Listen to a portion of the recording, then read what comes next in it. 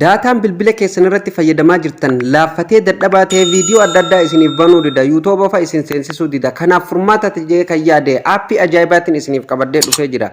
Daatuma bilbila irratti fayyadamta sakandii muraasa keessatti jechuudha isteeppii itti aanu kana duwwaa hordoftanii karaa salphaa ta'een akka saarokatti akka inni isiniif dalagu godhachuu ni dandeessu. Daataa fayyadamaa jirtan akka saarokatti akka isiniif dalagu godhachuu ni barbaaddu yoo barbaaddan ta'e isteeppii itti aanu hordofaa isteeppii xiqqoodhaan karaa salphaa ta'een daataan keessan dadhabaa yoo ta'e deebistanii daataa keessan jabeessuu ni dandeessu.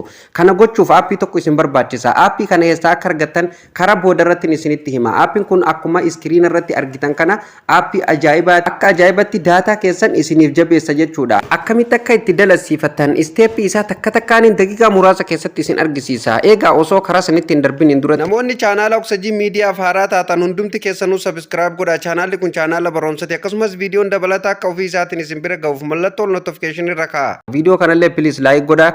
Waan irraa isiniif hin galin komentii jalatti nuuf barreessaa yaada keessan isiniin jedha. Waan gadi buufadhee waan qabuuf keessa seena. Sana booda hordoftoota kiyya akkanatti akkuma argitan kunoo loadingii ta'utti jira jechuudha. Hanga inni nuuf banamu ni eeggannaa jechuudha. Sakandii muraasa keessatti ni banama. Sana booda hordoftoota kiyya kunoo akkuma reefu iskiriin irratti isin argisiise akkanatti isiniif banama. Yeroo akkanatti isiniif baname fakkeenyaaf aappiin kun waan tokkollee isin barbaachisu jechuudha. Gaduma buufatuu duwwaadha malee waan tokko isin barbaachisu akkaawuntii banii kana maal kana isin barbaachisu iimeela kana isin barbaachisu jechuudha. Okay? Kanaafuu maaltu isin irraa eegama fakkeenyaaf asirratti alaabaa isin irratti kaayyattan sirriitti kan isiniif dalagu United States irratti sirriitti dalagaa. Akkasumas United Kingdom irratti illee sirriitti dalagaa jechuudha. Australia irratti illee sirriitti dalagaa. Isaan sadeen kana irratti keessaa isintu barbaadata jechuudha. Garuu akka ajaa'ibatti akka saarokatti kan isiniif dalagu United States irra yoo kaayyattan baay'ee takka gaariidha. Anammaaf United States makanarra kaayyadhee haadii suyyi irra kaadheetiin jira.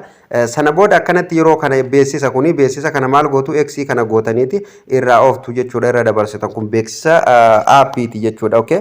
Isiniif gala jedhee yaada. Sana booda yeroo akkanatti isiniif idee amma asirratti sirriitti na hordofaan isiniin jedha no connect naan jedhee jira. Walirratti hin banne ammaan tana isiniif galaa miti.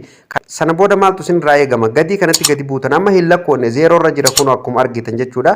Yoo asiin deemtan bakka tuqaa sadeen kanarra illee yoo dhuftan jechuudha sittingiin isaa asii jechuudha isiniif galaa miti. Sana kun keessa waan barbaadan asii wanti sirreeffatan tokkolleen hin jiru sittingiin isaa asuma isiniin jechuu barbaadeeti jechuudha. Okay? Sana booda irrumaa deebitan rakkoo hin qabu. Sana booda maal gootu gadi buutanii bakka kanarratti kilik gootu yeroo tokko fi egaa asirratti buutan ammallee maal gootu bakka jedhu kanarratti yeroo tokko kilik gootu jechuudha. Sana booda ni barbaada kun akkuma argitan barbaadaa jira jechuudha.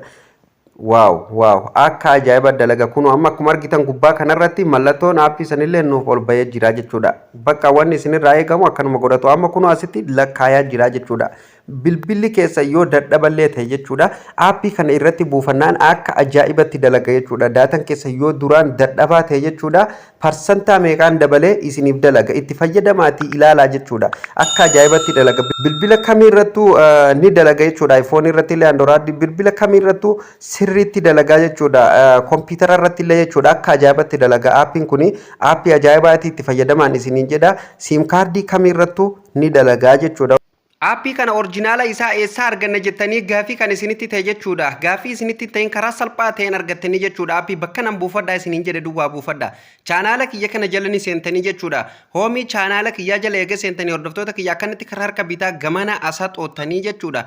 Dhuma irratti abaawwatan jettu argattu jechuudha hordoftoota kiyya eega karaa harka bitaa gaman asaa xoottanii chaanaala kiyya jala seentanii dhuma irratti abaawwat ka jettu kanarratti yeroo tokkoof ni cuqaastu jechuudha. Yeroo isin irratti cuqaastan haala kanaan sooshaal miidiyaa nan qabu hundumtu karaa kanaan isiniif baha yuutuuba feesbuuk akkasumas wanni hundi tiktaakni kiyya telegiraamni kiyya isiniif baha jechuudha. Orjinaala aappii kana bakka argattan kun mallattoon telegiraama as jirtii jechuudha. Mallattoo telegiraama tanarra cuqaastanii kallattiin telegiraama kiyya keessa dhaxxanii jechuudha. Kallattii maanachi keessa gadi buufatu ni dandeessanii jechuudha hordoftoota kiyya. Orjinaala aappii kana aappiin kanaan wal fakkaatu baay'eetu jira. Kanaafuu isin hordoftoota kiyya aappii kana bakkuma nan buufadhaa isiniin jedhe telegiraama kiyyarra dhaqaatii buufadhaan isiniin jedhe akkasumas chaanaala kiyya lammaffaa namni hin beeknelleen chaanaalis bakka jedhu kanarra cuqaastanii jechuudha. Asiin kunoo chaanaalli kun yeroo baay'ee jechuudha baroomsa hedduutu asirratti barsiifamaa jira akkuma argitan kana hordoftoota kiyya. Kanaafuu chaanaala Oromaan kanallee namni hin beekne hundumti keessanuu asumaan dhattanii subscribe gootanii baroomsa achirratti illee baroomsa ammayyaawaa akka ajaa'ibaatti achirratti dabarsaa jirra. Achillee nu hordofu hin dagatinaan isiniin jedha hordoftoota kiyya. Egaa chaanaalli Oxygen Media miidiyaa jedhu kunillee hordoftoota kiyya yeroo dheeraaf kan baname hanga ammatti subscribe isaa kunoo as jirti hordoftoota kiyya. Kanaafuu subscribe gochuu hin dagatinaan isiniin jedha. Waa baay'ee irraa barattu gar fuulduratti jechuudha. Waa baay'ee asirraa baratuuf teessu hordoftoota kiyya. Maaliif hamilee keessantuu na barbaachisa yoo hamilee isin naaf gootan jechuudha. Waa baay'eetu na harka jira. Beekumsa baay'eetu na harka jira hordoftoota kiyya. Beekumsa ofiif qabu waan hanga dandeettii kiyyaa ta'e hundumaa jechuudha isiniif qooduuf halkaniif guyyaa nan tattaafadha. Kanaafuu isinilleen like share gochuudhaan wal biraan ga'uun nama hin dhaqqabin bira viidiyoo kana bakka hunda akka ga'uuf nama hunda bira dhaqqabsiisuun na jajjabeessuu aadaa godhadhaan isiniin jedha. Viidiyoo like gochuu aadaa godhadhaan isiniin jedha. Bakka isiniif hin galinii fi komii qabdan qeeqa qabdan jechuudha. Komantii isiniif banee mirga isiniif kennee waan hin jiruuf komantii irratti naaf barreessaan isiniin jedha. Waan barbaadan hundaa komantii irratti yoo naaf barreessitan komantii keessan ilaalee jechuudha. Yaada keessan ilaalee viidiyoo yaada keessanii wal qabatu isiniif hojjedhaa jechuudha hordoftoota kiyya. Egaa akkuma beekamu hanga ammatti gara kallattii afuriin isiniif dabarsaa jirra. Gara YouTube Oxygen Mediatii fi akkasumas Oromaanii fi akkasumas gara TikTok Oromaanii fi gara peejii Facebook Oxygen Media Network jedhuun kan nu hordofaa jirtan hundumti keessanuu akka chaanaala keenyarraa peejiiota keenya hundumarraa baroomsa gahaa qulqullina olaanaa qabu akka fudhataa jirtan abdiin qabaa jechuudha hordoftoota kiyya. Maarree isinilleen kan isinirraa eegamu chaanaala kana subscribe gootanii nu jajjabeessuu qofa jechuudha ammallee gara fuulduratti jechuudha. Maaliif waa baay'ee nurraa eegdan isinilleen anillee waa baay'ee akka isiniif fidu abdiin qabaa jechuudha. Egaan hordoftoota kiyya baroomsi har'a isiniif qabadee dhufelleen kan hanga ammatti waliin ilaalle kana fakkaataa akka isin gammachiisuuf akka warra baratan abdiin qaba hordoftoota kiyya. Marra isinilleen viidiyoo kana ilaaltanii eega xumurtanii akka namoota baay'ee bira ga'uuf please like tuquu hin dagatinaan isiniin jedha baasii isiniin gaafatu akkasumas hiriyoota keessaniif share godhaa bakka isiniif hin galiin komentii jalatti naaf barreessuu hin dagatinaan isiniin jedha. Kanarraaf qopheeffadhe asumarratti goolabama viidiyoo itti aanuun hamma walitti deebi'utti horaa bulaa.